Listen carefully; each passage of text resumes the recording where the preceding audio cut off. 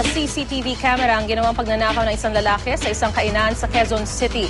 Nangyari ito habang nasa kahimbingan ng tulog ang dalawang empleyado nito. Natangay ng suspect ang cellphone ng isa sa mga empleyado. May news to go si Trisha Zafra.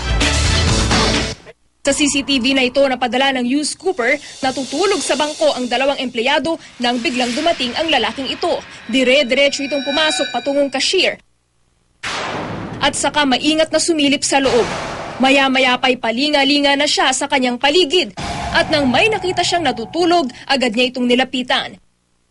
Kinalkal ng suspect ang gamit ng isa sa mga empleyado na nasa tabi lamang niyang natutulog. At nang tila di niya nakita ang kanyang hinahanap, muli niyang binalikan ang cashier. Pilit inabot ng suspect ang cellphone sa loob ng cashier. Tagumpay na nakuha ng suspect ang cellphone at ito'y agad niyang ibinulsa at saka iniwan ang cellphone case sa ibabaw ng lamesa.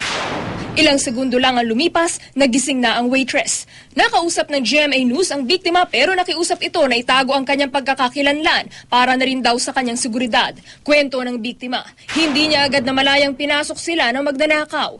Sa katrabaho namin, umuwi muna sa bahay nila.